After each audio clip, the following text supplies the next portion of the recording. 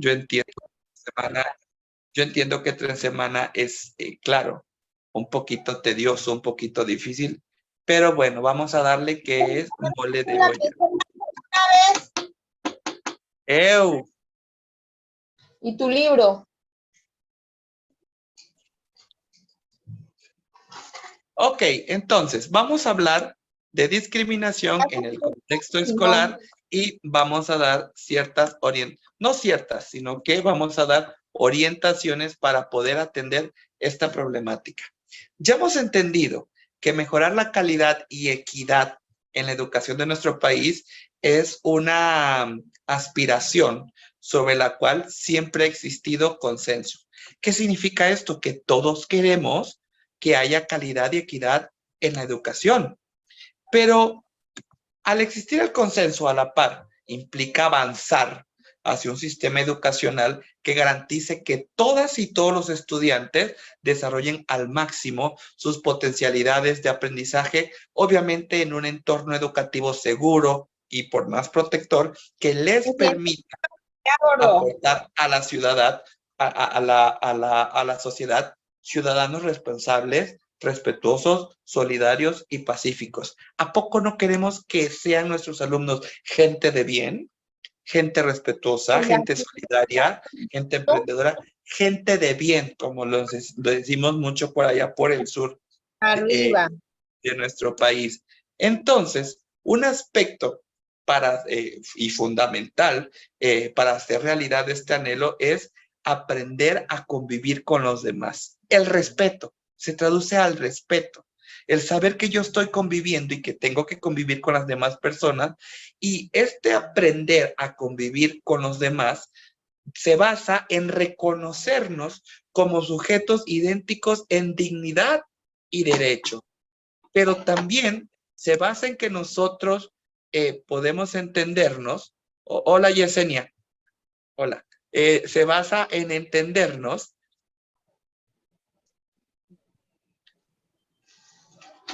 Sí, claro, Cristel, sí.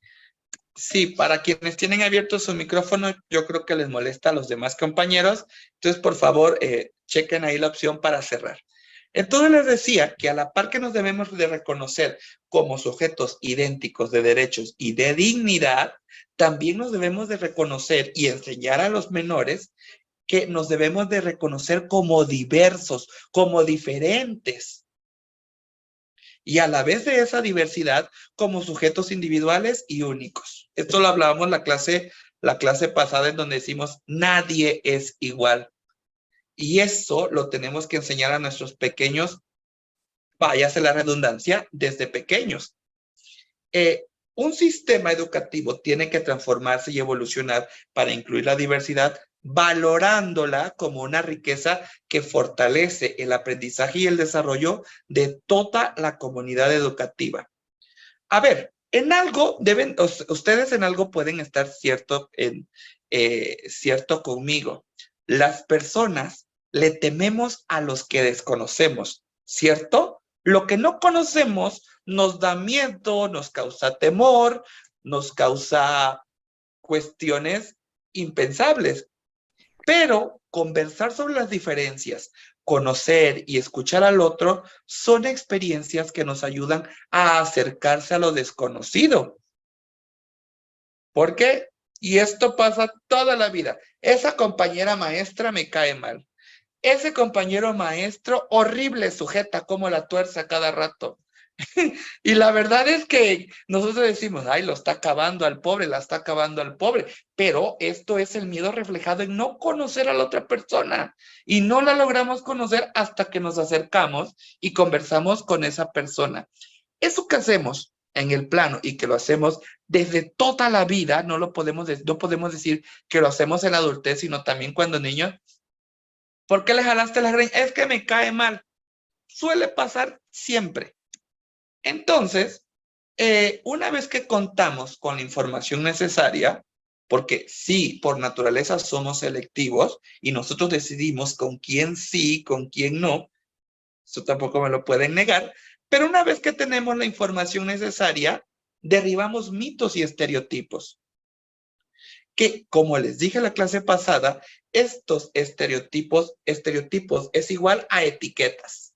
Y las etiquetas son la base de todo acto de discriminación. Pero además, conocer al otro nos permite empatizar con las personas, conocerlas más allá de lo que en apariencia nos diferencia para encontrarnos con lo que nos une y vincula como seres humanos. Fíjense qué hermosa frase acabamos de encontrar. Se trata de conocer para ver lo que nos une. Y es que a veces pasa que queremos conocer a la persona para ver en qué me beneficia, qué le puedo sacar, qué puedo obtener. Y parece que nos despellejamos de esa identidad de que todos somos seres humanos. Para quienes somos religiosos es como cuando decir todos somos iguales ante los ojos de Dios. Si no queremos tener esa religiosidad, sí debemos de entender que todos nos debemos de reconocer como seres humanos. Pero es en el espacio escolar donde los niños y niñas aprenden a relacionarse con nosotros. ¿Por qué? Porque en la casa tenemos nuestra familia nuclear, nuestra familia ampliada, tenemos a los amigos, los hijos de los amigos, pero en la escuela el niño y la niña no conoce de ese tipo de núcleos, de ese tipo de grupos sociales que papá y mamá, o que la familia me está enseñando. Y lo bello de la escuela es que los niños y niñas aprenden a relacionarse con otros distintos a ellos, en todos los aspectos. ¿Por qué? Porque rompe con el estereotipo de que el mundo social solo era su familia y sus conocidos. Y esto se amplía hacia una diversidad de personas con diferentes formas de ser, pensar, actuar, y entonces la escuela se convierte en un espacio donde se conoce, se comparte y se aprende a convivir. En este contexto, en donde nos estamos situando con la escuela, podemos entender que la etapa escolar no tiene que ser negativa para ningún niño o niña, ni para ningún alumno. La etapa escolar tiene que ser positiva y favorable para todos los estudiantes, pero la realidad es que para muchos resulta una experiencia dolorosa o traumática. ¿Cuándo? Cuando son expuestos. Y no solo cuando son expuestos una vez, sino son expuestos de manera sistemática. ¡Ahí viene la gorda que se come todo en recreo! ¡Ahí viene el que se orina! ¡Ahí viene el burro! ¡Híjole! Les digo que yo lo digo y sí me duele mi corazón. Pareciera que también nos despellejamos del corazón. Y a veces, lo que les decía la clase pasada, pareciera que es el maestro el primero que pone el ejemplo. Esta manera sistemática, pues obviamente se convierten en manifestaciones de discriminación fundamentalmente por características que forman parte del niño o niña, de su identidad personal y social. Ah, si es pobre, ahí viene la mugrosa, ahí viene la que no se baña. Caramba, ¿tú qué sabes si esa pobre criatura tiene agua para bañarse? O si tiene dinero para comprarse un otro uniforme. ¿Y cuáles son estos tipos de discriminación? La raza, la etnia, la nacionalidad, la situación socioeconómica, el idioma, ya lo habíamos hablado, la ideología, ahora reciente también la opinión pública, la religión o la creencia que se tenga, la participación en organizaciones gremiales. Ahí viene la becada. Híjole, ¿qué te pasa? Por sexo, por orientación sexual, identidad de género. Y les digo, incluso no hay que hablar solo de niños y niñas, sino de alumnos de todas las edades. Y aquí viene la discriminación por estado civil. A mí, bueno, no a mí, pero ahí viene la dejada, ahí viene el quedado, ahí viene la solterona, ahí viene la viuda, por edad, por filiación, por apariencia personal, por enfermedad y por discapacidad. ¿Se dan cuenta cuántas etiquetas tenemos que romper o con las que tenemos que enfrentarnos en el día a día de nuestra labor profesional?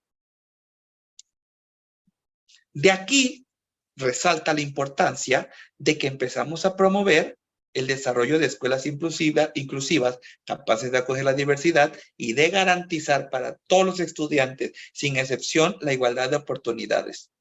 Pero, ¿qué requiere implementar esta escuela inclusiva? Participación y compromiso de toda comunidad educativa y de transformación a todos niveles. ¿En qué entonces? Me pueden preguntar, César, ¿en qué? De entrada, cuando hablamos de comunidad infantil, voy a recrear mis palabras de la clase pasada.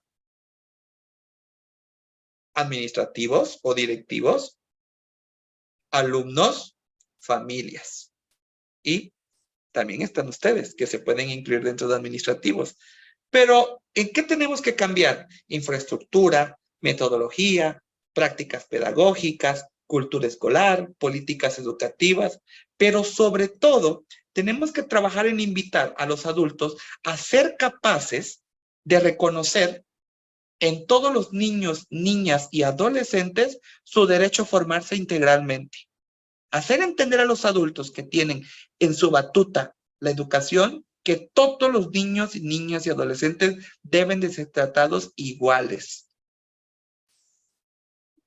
Entonces, ya hablamos mucho de educación inclusiva, no me gustaría tocar ya ese tema con ustedes, pero lo que sí me gustaría tocar del concepto de educación exclusiva, ya hasta estoy tartamudeando, de educación inclusiva, que podemos tomar para poder enriquecer esta materia es cómo reconozco prácticas inclusivas en una escuela. Fíjense, primero, una escuela inclusiva implementa prácticas pedagógicas, enfoques, estrategias, metodologías, materiales y formas de interacción que permiten el desarrollo y aprendizaje de cada uno de sus estudiantes. ¿Junto con qué? Junto con el resguardo de la dignidad de todos los miembros de la comunidad educativa. ¿Qué significa esto? Que la escuela no solo tiene que ser inclusiva para mis alumnos, para los alumnos, tiene que ser inclusiva también para las autoridades, para los profesores, para los administrativos, para los directivos. Y por qué no, también tiene que ser inclusiva con los papás. ¿Qué hay de aquella sociedad de padres de familias en las escuelas que no puede entrar una mamá soltera a formar parte o a dar su opinión? O un papá soltero. Eso es una discriminación terrible también. Y es una discriminación que no puede dejarse permitir. 2, ¿cómo reconocer prácticas inclusivas? 2, cuando se modifican los aspectos de la cultura escolar, políticas, prácticas, para poder atender a la diversidad de sus estudiantes y familia. 3, tiene como objetivo lograr el aprendizaje y la participación de todos los estudiantes, independiente de sus condiciones, experiencias, costumbres o creencias. 4, una escuela inclusiva permite que docentes, estudiantes y la comunidad educativa en general se sientan cómodos ante la diversidad y la perciban no como un problema, sino como un desafío y una oportunidad para enriquecer las formas de enseñar y aprender. Penúltimo punto, ¿por qué no? Una escuela es inclusiva cuando asume la convicción de que es responsabilidad del sistema escolar educar a todo niño, niña y adolescente sin distinción de ningún tipo. Y por último, esto ya lo hemos venido tocando, asume el proceso educativo como una responsabilidad compartida por todos los miembros de la comunidad educativa y, ¿por qué no?, también la sociedad en general. ¿A poco la escuela no impacta? Toda escuela impacta en la sociedad. Si la sociedad nos empieza a preocupar por nuestra escuela, ¿cómo vamos a hacer que estos niños que los estamos criando, educando, puedan salir a una sociedad que todo lo bueno que aprendieron en la escuela se acabe en 3 segundos? Y esto pasa muy común, porque luego nos dicen, es que la sociedad, bueno, escuela empieza a incluir a la sociedad dentro de tus planes de educación inclusiva. Hay un tema, otro punto que me gustaría tocar, que es la cuestión de hablar sobre diversidad y derechos. Los derechos humanos, y digo, aquí les va a hablar un abogado que es profesor, pero entonces vamos a enfocar esto de esta cuestión legal a la parte educativa. Los derechos humanos son inherentes a todas las personas. ¿Qué significa? Que nacemos con ellos, que no se nos puede quitar nunca. Y estos derechos que son inherentes a mi persona son también sin distinciones arbitrarias de ningún tipo. ¿Cuál es la función de los derechos humanos? Resguardar la dignidad humana. ¿Cómo ubicamos a los derechos humanos? Fíjense, en primer lugar los podemos ubicar con que los derechos humanos son universales. ¿Qué significa esto de que son universales? Significa que estos derechos son para todas y todas sin distinción. No importa que hayas nacido en China, no importa que tu piel sea blanca, no importa que tu cabello sea oscuro, no importa que hayas nacido en la punta, iba a decir punta de punta de la chingada, pero lo vamos a cambiar por la Patagonia, que es la punta de América. Ya lo dije, perdón. No, los derechos humanos son universales porque son para todos y todas sin distinción. Segunda cara, sí, Clau, se me fue, pero estamos en confianza. Es para, ya les dije que es para ver si están pendientes de la clase. Segundo punto o segunda característica de los derechos humanos. Los derechos humanos son inalienables. ¿Qué significa? Que nadie puede ser privado de ellos, que nadie te los puede quitar, ni la mismísima autoridad. Y hay un debate aquí en derecho que nos hemos llevado y que seguramente lo han escuchado ustedes, de ¿qué onda con mis derechos? Y esto viene muy aparejado con lo del aborto. ¿Cuándo se es ser humano para reconocérseles derechos? Es un tema en donde cada quien tiene una. Hola Gisela, no te preocupes, bienvenida. Es un tema que es muy, por mucho, todavía debatible, implica mucho la moral, la creencia religiosa, pero como abogado déjenme decirles que no se tiene derechos hasta que se nace. Por eso les hablaba yo de la característica de la inalienabilidad. Que los derechos sean inalienables, hablando de derechos humanos, significa que nadie nos puede privar de ellos. Una vez que nosotros nacemos, nadie nos puede quitar el derecho a la vida, a la dignidad, a la libertad, a la seguridad, a la educación, a la salud, a una familia, nadie. La tercera característica, tercera y cuarta, es que los derechos humanos son indivisibles e interdependientes. ¿Qué significa indivisibles? Que no se pueden andar dividiendo. Tú tienes un cuartito de derecho a la educación. Tú tienes 3/4 de derecho a la salud. Caramba, el derecho se tiene en su totalidad. Eso es la indivisibilidad de los derechos humanos. Y hablar de que los derechos son interdependientes es que todos los derechos están concatenados, alineados, relacionados, porque toda esta suma de derechos, mis queridos maestros, sirven y funcionan para proteger la dignidad humana. Un derecho que no sea reconocido es totalmente violatorio a la dignidad humana. Y entonces el resguardo de los derechos humanos garantiza ¿qué cosa? La valoración y el respeto, obviamente por la diversidad, en la medida que se reconoce en cada sujeto aquello que lo hace singular, aquello que lo hace único. Y a la vez tenemos que asumir que todos los seres humanos somos dignos de respeto y que existen valores universales iguales para todas y todas. En otras palabras, los derechos humanos resguardan y garantizan la diversidad, reconociendo la relación entre lo singular, entre lo único que soy yo y que es lo que nos hace distintos, y lo universal que me hace igual a ustedes. Estos derechos apuntan, visibilizan a desarrollar y emplear cabalmente las capacidades humanas maximizando las posibilidades del pleno desarrollo. Esto es otra característica de los derechos humanos. Cada vez se implementan más derechos humanos porque necesitamos desarrollarnos en convivencia, en paz, en sociedad. El pleno desarrollo humano y social se logra solo resguardando la dignidad de las personas.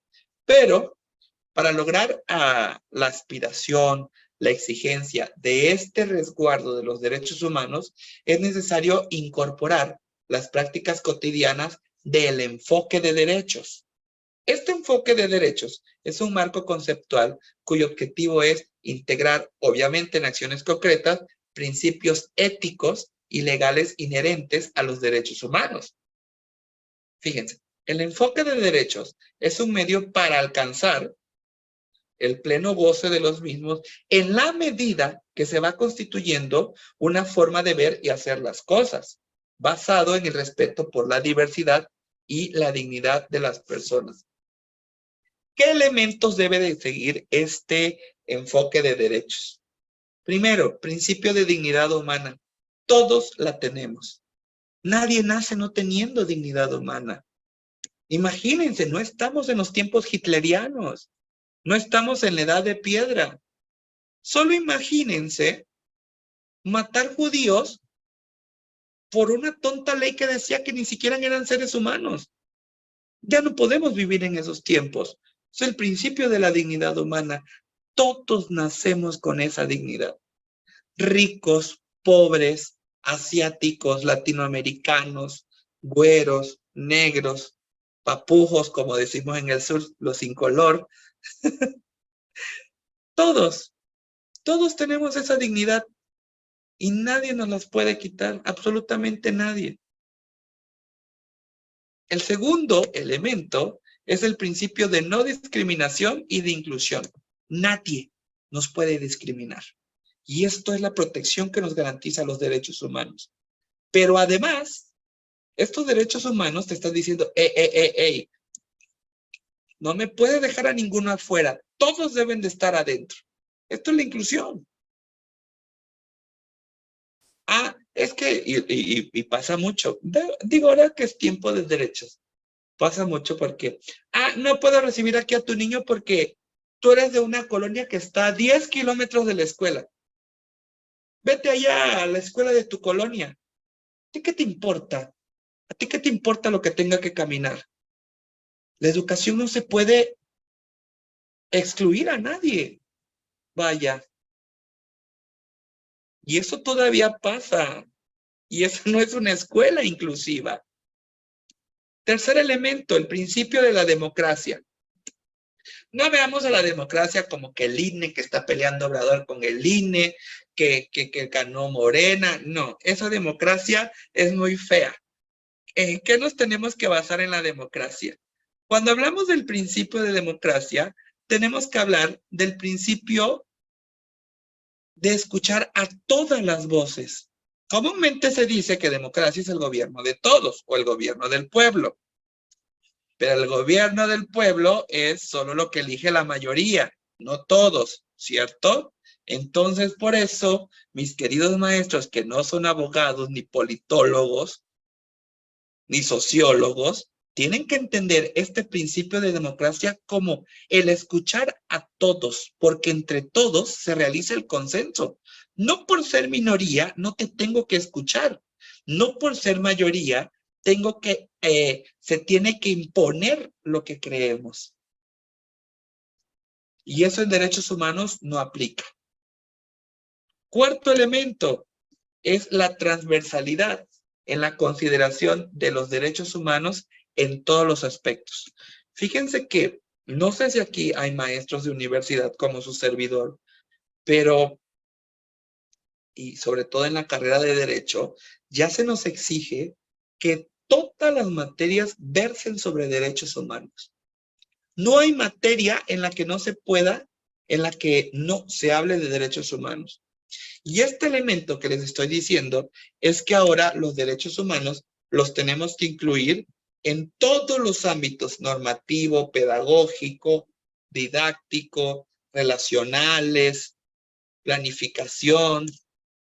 Y el último elemento que les puedo compartir que considero importante es el elemento de responsabilidad compartida de todos los actores involucrados. Y llegamos al punto medular de la clase. Discriminación. ¿Qué es la discriminación? Porque podemos caer en el error, hemos caído. Ya les dije yo, somos humanos, cometemos errores. Hay discriminación, pero también hay discriminación que lo conocemos como discriminación arbitraria. ¿Qué significa discriminar? Discriminar significa separar, clasificar, distinguir una cosa de otra, lo que nos permite hacer distinciones y comparaciones que, ojo, fíjense, por eso que hay dos tipos de discriminaciones. Esta discriminación positiva la debemos de hacer para comprender el entorno que nos rodea, para ver la cualidad de cada uno que está a mi lado. Por ejemplo, un ejemplo muy claro de esto que les estoy diciendo, la capacidad de discriminar entre una situación de peligro y otra de la que no es.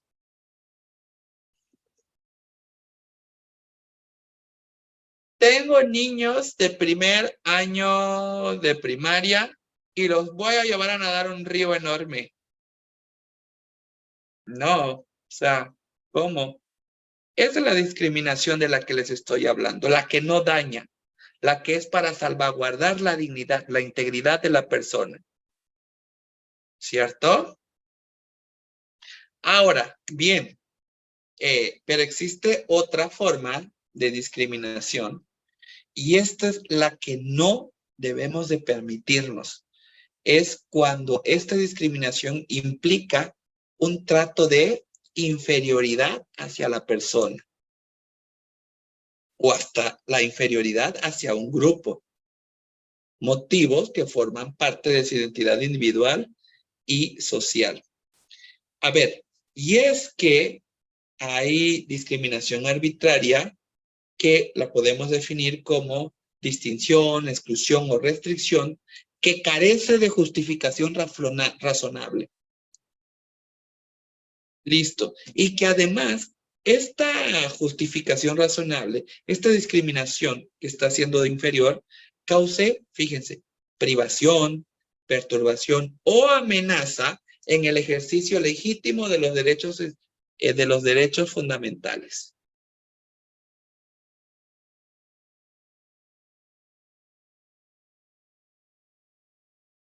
Esta discriminación arbitraria, ¿en qué se funda?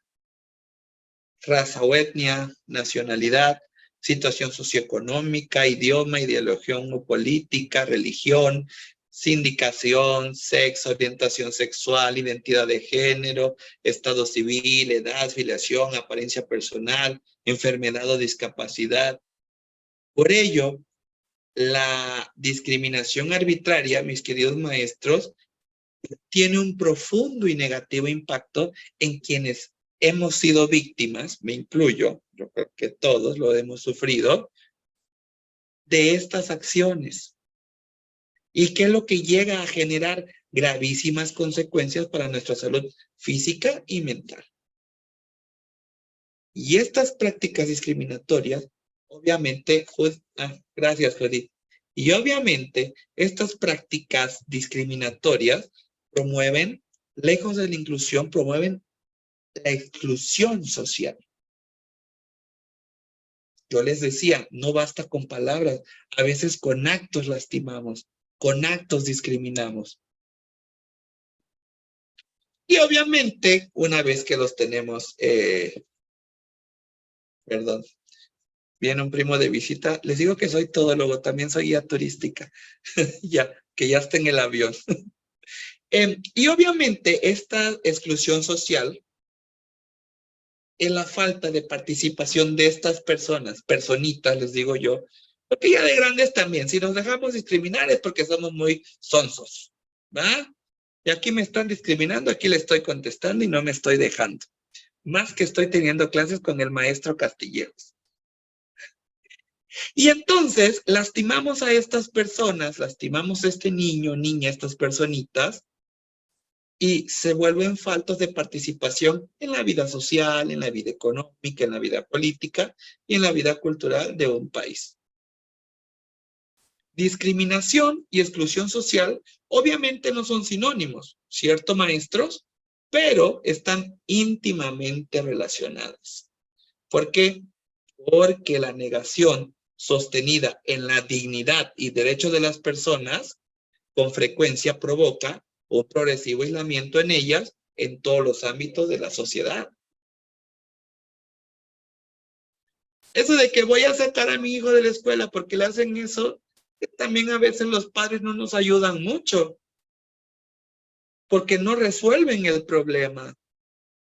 Creen que cambiándolo de escuela la discriminación va a dejar de existir. No tenemos un radar mágico o una ouija, una ouija de discriminación que le preguntamos, ¿en esta escuela no van a fregar a mi hijo? No, no, porque esto es un problema social, ya lo hablamos, maestros. La discriminación, hablar de esto, entonces yo les decía, no es que nos enfrasquemos ahí, ¿qué tenemos que hacer para contrarrestar esta discriminación? Y aquí hay que hablar de políticas de acción afirmativa o de discriminación positiva. Esta discriminación positiva es un conjunto, ya sea de políticas públicas o privadas, que son concebidas para combatir la discriminación de todo tipo. Son implementadas para promover el principio de igualdad y no discriminación e implica, sí, claro, un trato preferencial en el acceso o distribución de bienes, recursos o servicios. ¿Cuáles son los objetivos de esta discriminación positiva? Primero, prevenir o compensar las desventajas que afectan a las personas discriminadas. ¿Se dan cuenta? Estamos discriminados, pero le estamos dando vuelta a la hoja. Le estamos dando el revés a la discriminación que lastima. No somos Soraya Montenegro, ¿verdad? Pero una niña en silla de ruedas, que los niños le dicen maldita lisiada, vas a ver, niño desubicado. Hay que hacerle una rampa. Eso es la discriminación positiva. Sí, Cristel. Me encanta ser muy ejemplificador.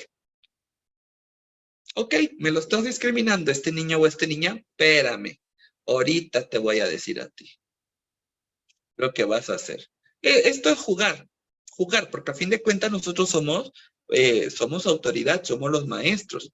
Segundo, acelerar la igualdad sustantiva entre los grupos que son víctimas de discriminación o que tienen desigualdad de oportunidades. ¿Qué significa esto? Que no es que el alumno vaya a aprender menos o vaya a aprender, sí, soy terrible, pero no soy Teresa.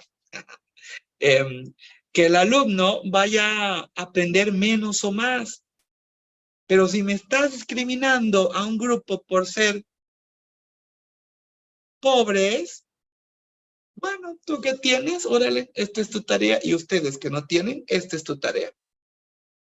Es como, maestros, es como esta especie de castigo. Claro, claro, conocemos lo que es la discriminación y caemos en esa práctica. Y les digo que a veces no hay problema del papá porque no falta el papá. Es que dice mi hijo que a él lo dejó hacer 10 tareas y a otros 5. ¿Y qué te importa, papá? Qué bueno que te diste cuenta que a tu hijo le está pasando algo. Qué bueno que te acercaste a mí. Quiero decirte que estoy implementando esta política porque tu hijo está haciendo esto, esto, esto y esto. Y eso no está bien. Entonces, papá, por favor, mamá, por favor, abuela, hermano, ayúdame con tu chico a decirle que eso no está bien. Yo sí lo hago, ¿eh? Y lo hago en en todas las edades. Cuando veo cierto tipo de discriminación, yo no reparo. Yo no reparo en volver a equilibrar la balanza. Y cuando me dicen, porque sí, porque eres un grosero, porque eso no se hace, porque eso no se dice, porque soy el profesor y porque te callas. Lo último, omítanlo. Pero sí, sí es necesario tener mano dura en las decisiones para poder evitar este tipo de discriminación. No todo puede ser miel sobre hojuelas, maestros. Debemos de tener mano dura, y no por mano dura significa ser malos, sino tener la voluntad de hacer las cosas bien.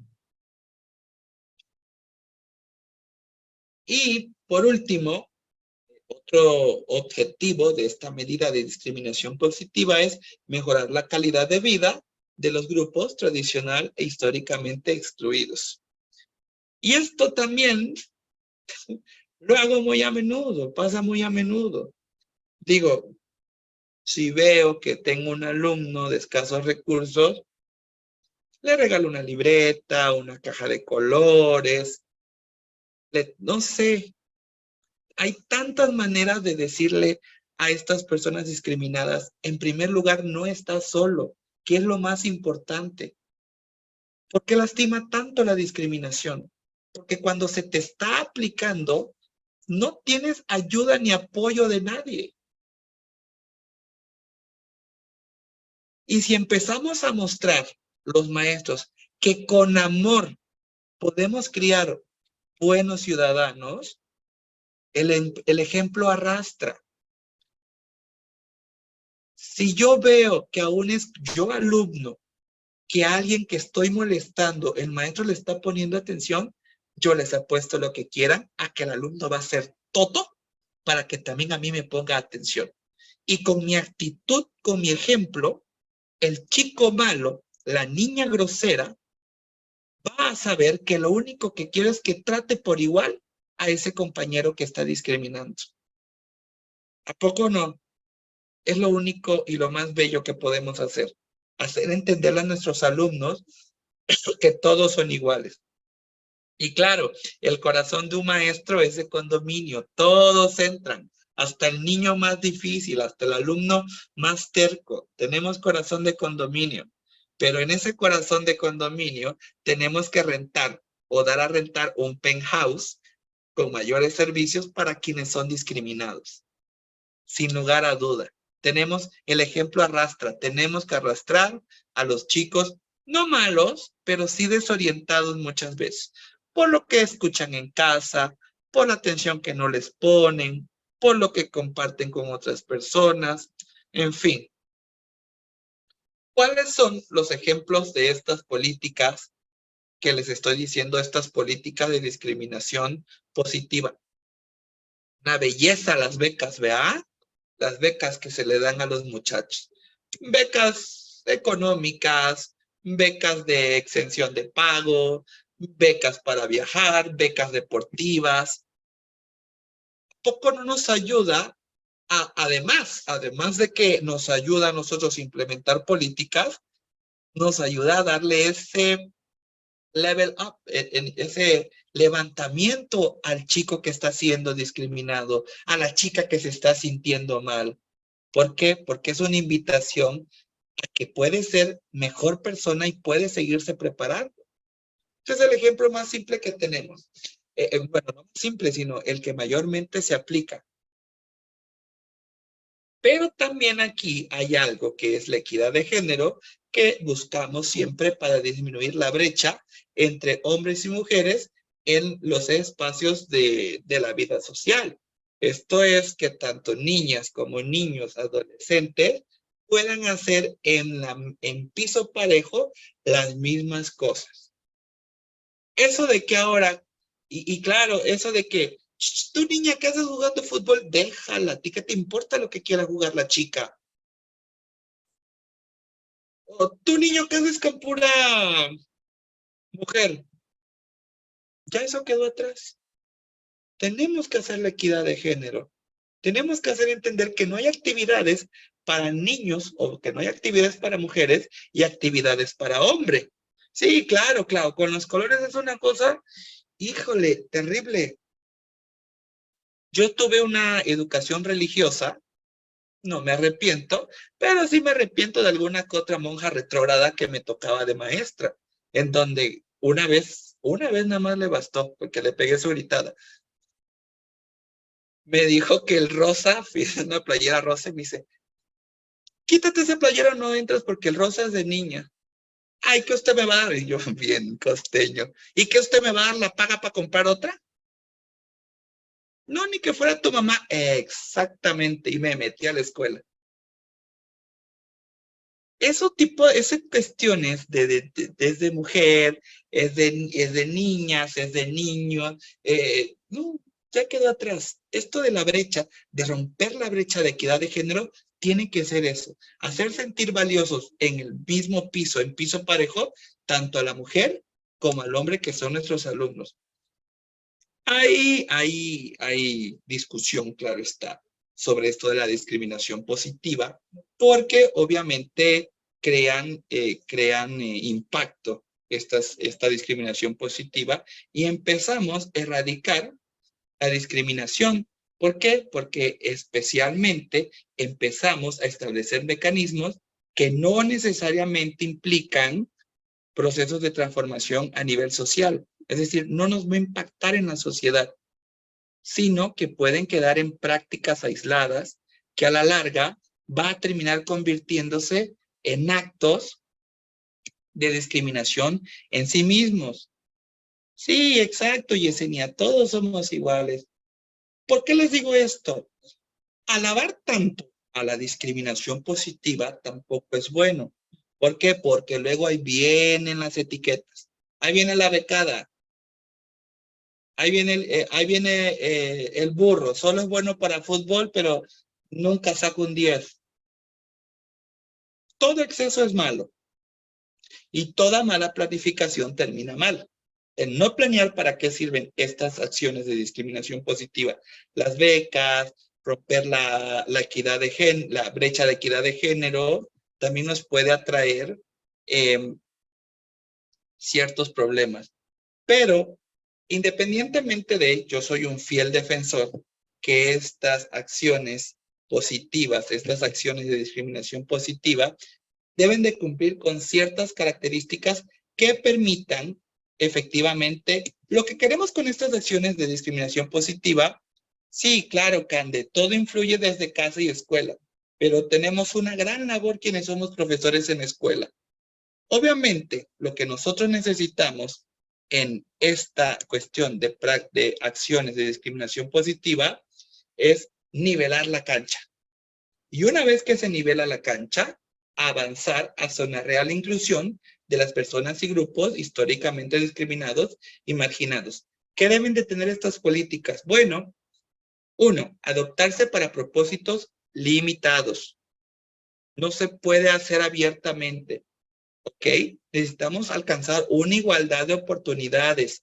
Tampoco después los desfavorecidos se vuelvan los opresores. Dos, debe de ser de carácter temporal. Yo estoy también seguro de eso. Las becas no deben de ser para siempre, si no íbamos a tener a los ninis con la beca Benito Juárez, que de estudiantes no tienen nada. 4, cesar, acabar, cuando se haya alcanzado los objetivos propuestos. Esto se relaciona mucho con lo temporal. Y lo otro es que vaya acompañado de políticas y medidas que promuevan procesos reales de equidad en conjunto con la sociedad. Y esto es muy bonito porque cuando empieza a tener impacto estas acciones de discriminación positiva en la sociedad no saben, supongo que les ha tocado, yo les decía al principio de la clase, cuando llevas a un grupo a competir y ganan la escolar, la regional, la municipal, la regional estatal, la nacional. Esa gente que tú apoyaste, que tú le diste todo tu empeño, todo tu esfuerzo, que eran excluidos, están resonando, están diciendo, no queremos ser discriminados. Yo tengo muchas cuestiones muy personales a nivel de discriminación por cuestión económica, por cuestión de preferencia de sexo, pero la persona que soy ahora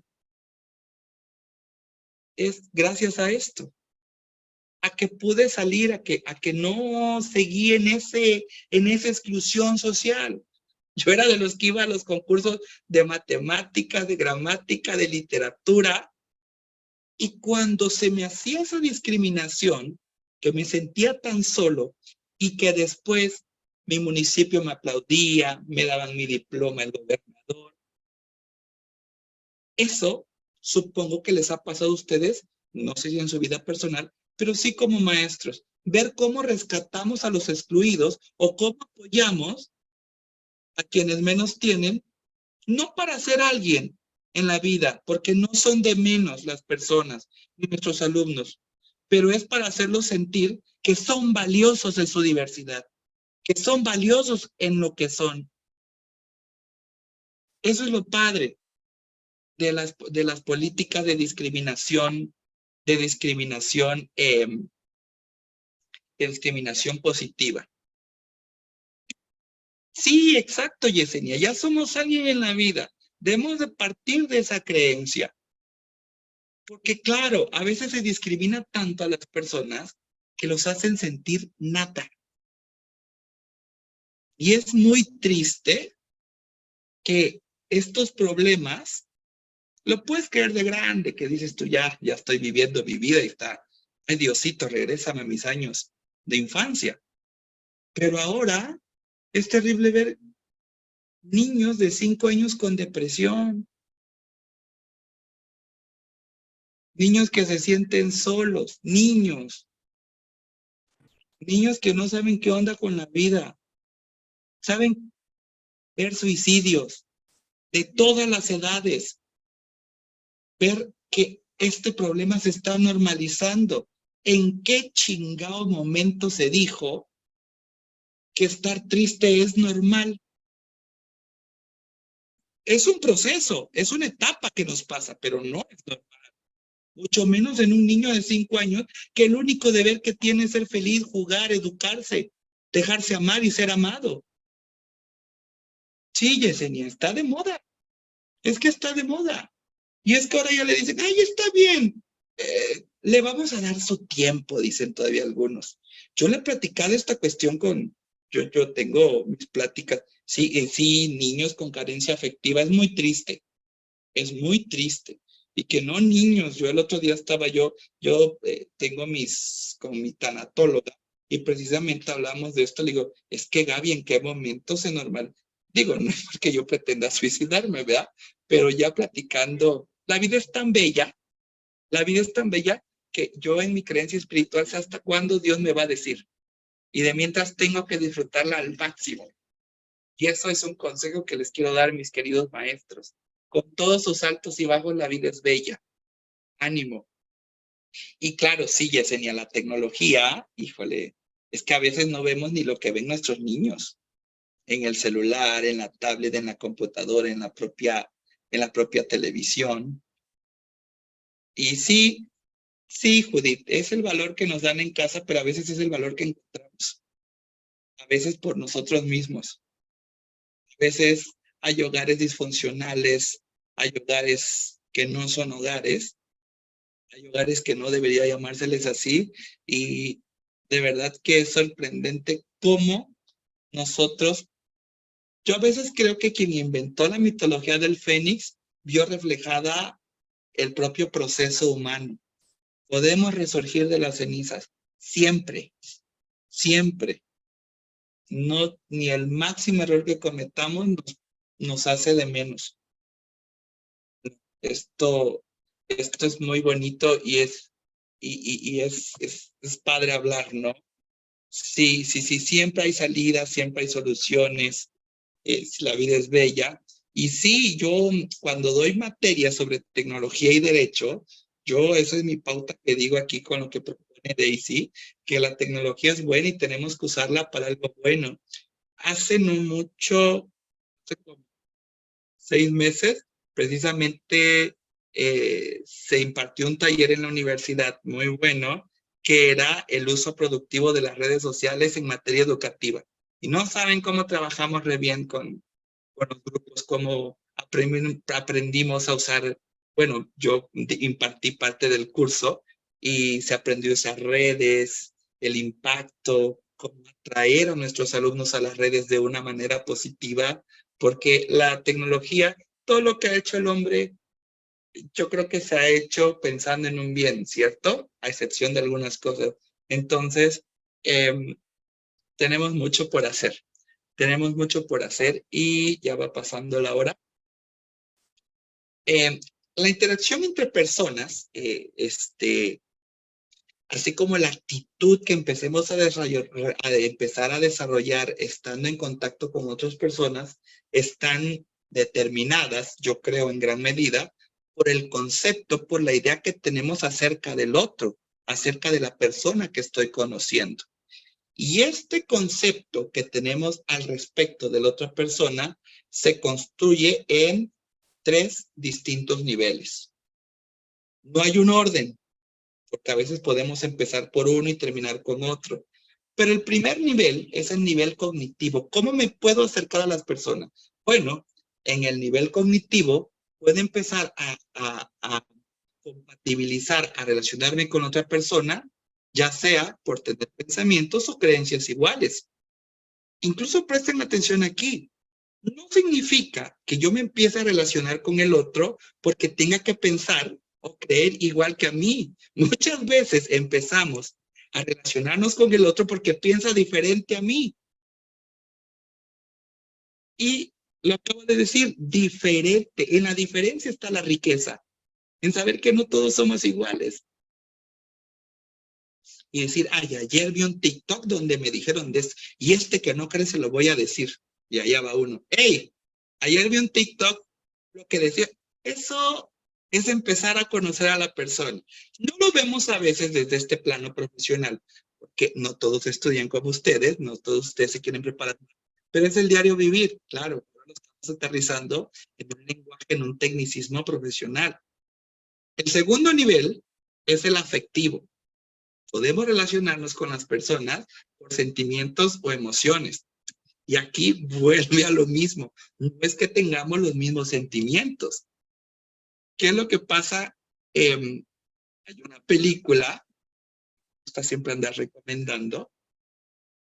Hay una película muy bonita, es española. No me recuerdo ahora el nombre. Creo que se llama Padre Solo hay uno. Se los voy a buscar y se los voy a mandar por el grupo. Y precisamente papá, mamá se va de vacaciones y papá, que nunca prestaba atención, le dejan a todos los niños. Y papá empieza a ver que cada su hijo, que todos hijos son diferentes. Y entonces papá se da cuenta de que el hijo casi pequeño, el más pequeño, mandaban a llamar a mamá, que suele pasar, que siempre mamá es la que está al pendiente, mamá es la que está ahí, y papá no se entera de nada, ni de cuántos hijos tiene, ni de cómo se llaman. Y él dice, bueno, pero ¿qué tanto? Es que su hijo pegó a otro niño. Y a la semana, es que su hijo le volvió a pegar al otro niño.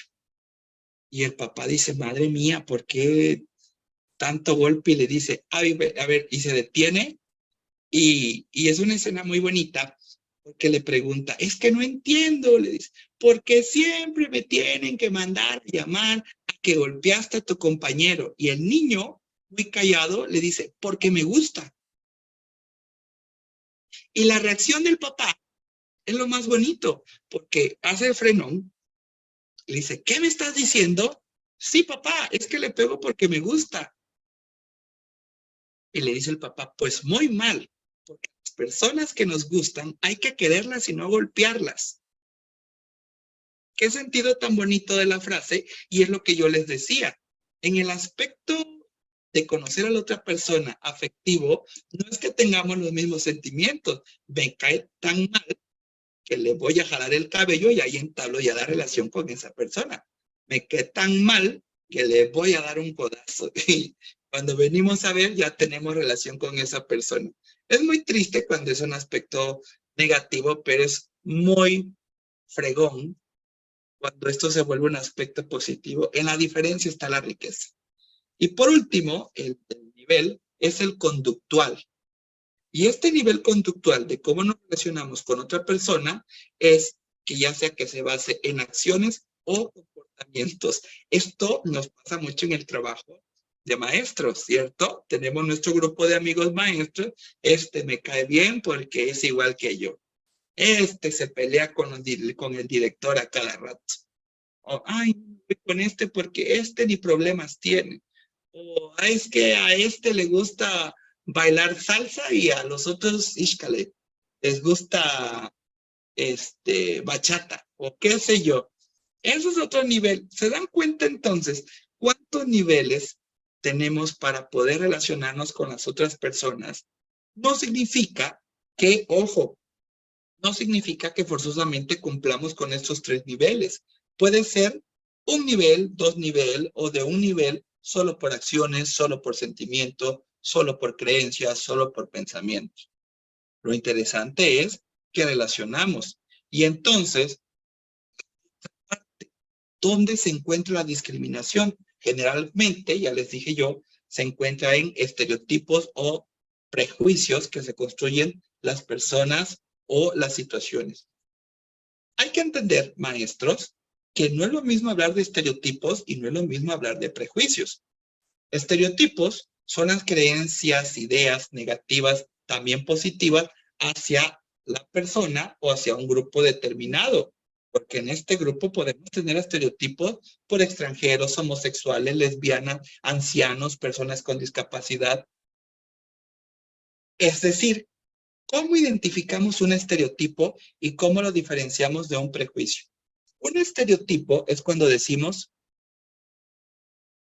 yo sé que le gustan los hombres. Yo sé que no le gusta bailar. Yo sé que le encanta salir de noche. Yo sé que es el yo sé, es el suponer. O cuando dicen, creo que se ve raro. Creo que no le gusta. Hacer una suposición es terrible. Eso es un estereotipo. Cuando estereotipamos a las personas. Y se trata de creencias hasta cierto punto populares sobre los atributos que caracterizan precisamente a la persona o al grupo social. O sea, el estereotipo, mis queridos maestros, es una creencia compartida además por varias personas. Por ejemplo, un estereotipo muy terrible es cuando asociamos la enfermedad con las personas ancianas. Por ser anciano tiene que ser enfermo. Discúlpame, pero no. Es algo erróneo. Hay ancianos más buenos que uno, físicamente, emocionalmente, psicológicamente. Ese es un estereotipo.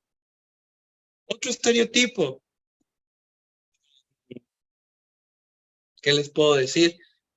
Lo que hablábamos, el estereotipo de lo que puede hacer y no puede hacer una mujer simplemente por el hecho de ser mujer.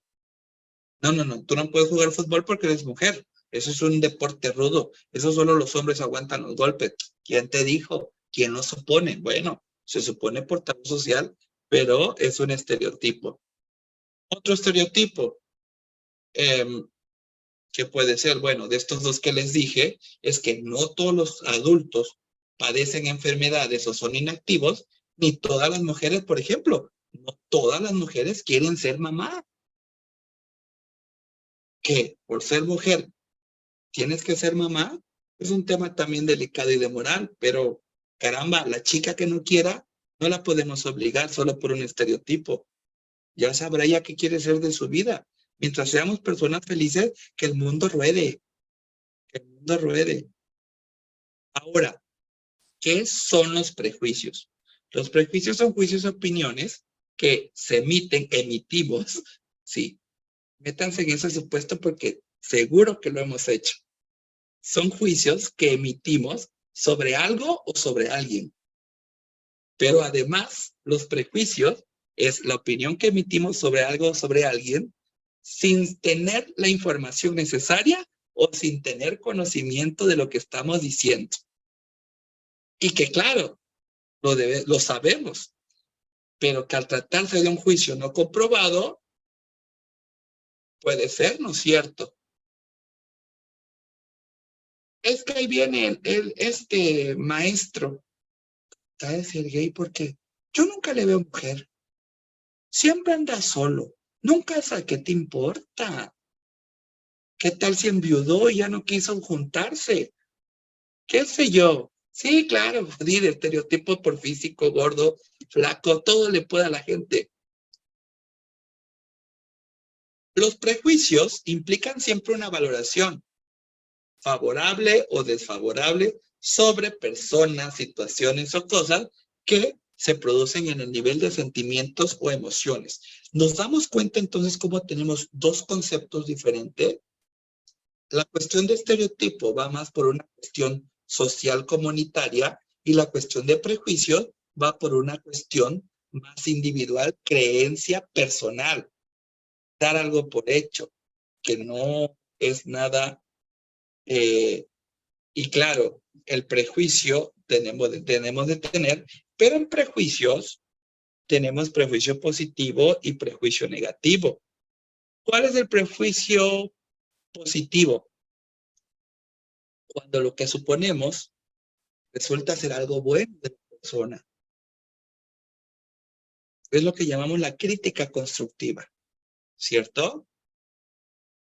Cuando vas y dices, es que, bueno, hasta el concepto está mal, pero hay gente también que todo les molesta, hay gente que no se le puede tocar ni con el pétalo de rosa. Pero, por ejemplo, decir, es que ese es bien inteligente porque es rata de biblioteca. Todo el tiempo se la pasa leyendo. A mí no me molestaría que me dijeran rata de biblioteca. Hay gente que, ya me dijiste rata, ya me discriminaste, ya me hiciste inferior, ya me hiciste un animal roedor, animal rastrero, como dice la Paquita. No, basta, no tanto. No le pongan tanta salsa a sus tacos. Entonces, los prejuicios sí pueden ser positivos y pueden ser negativos, que no son los que queremos, porque el prejuicio negativo termina manifestándose en discriminación.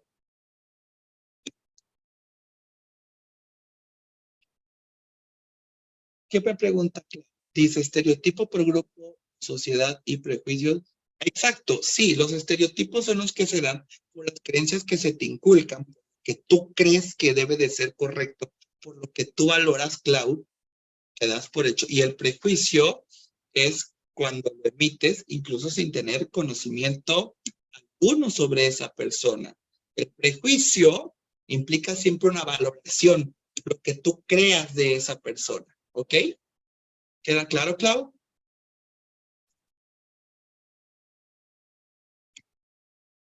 Entonces, ¿qué pasa cuando el prejuicio es negativo? Ya sabemos que es sobre una expresión de discriminación, pero fíjense, y ojo acá, maestros, ¿qué prejuicios no debemos de hacer?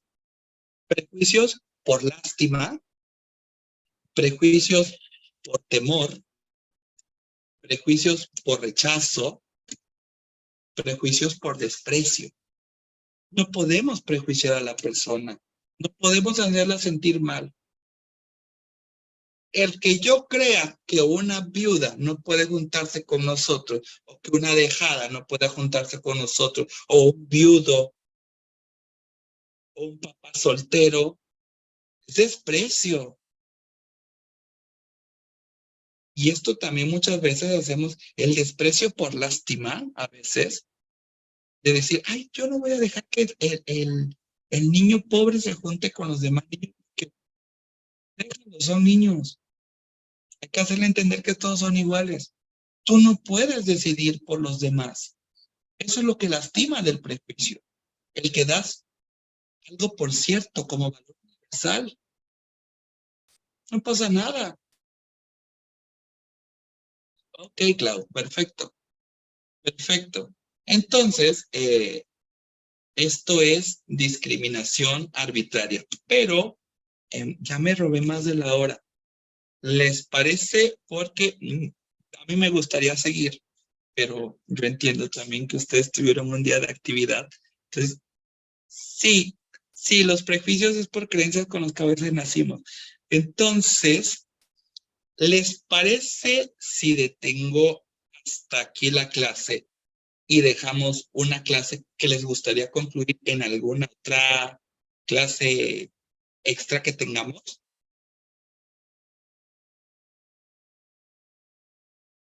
Independientemente que tengamos más clases. Esa es una. Lo otro, yo el sábado, digo, no está la mayoría, pero el sábado gracias Daniela, pero el sábado yo tengo una graduación de mi hermana y les quería yo pedir permiso si me podían conceder este sábado y la clase de todos modos virtual que tomamos los sábados, yo se las repongo el sábado 26, independientemente de las clases que podamos tener como clases extra. De todos modos, lo consulto aquí con ustedes y voy a poner la encuesta en el grupo para que sea algo. Yo estoy de acuerdo. Yo estoy de acuerdo, maestro. Creo que sí, el otro sábado lo puede reponer. Bueno, para mí. Sí, lo no puede sé los reponer demás. sin Yo problema. creo que sí. La Sí, verdad profe, es no que hay problema. gracias. Esta chica es un poquito de no quiero nada, no esto, pero pues digo que es su graduación y que tenemos que estar con ella. Entonces, independientemente de que aplacemos esta clase del sábado, maestros, vamos a seguir teniendo nuestra clase extra, aunque sea una horita y minutos, como lo estamos haciendo hoy, para poder complementar aún más la materia que es tan bonita, tan extensa, tan extensa que yo sin problema puedo estar entre semana.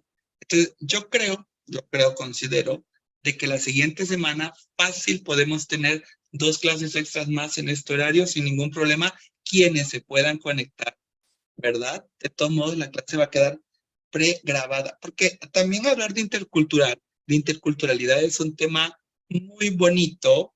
Incluso hay una lectura que se las voy a recomendar. Ahorita se las recomiendo porque es una lectura, no sé si alguna vez la hayan escuchado, de El niño Triqui.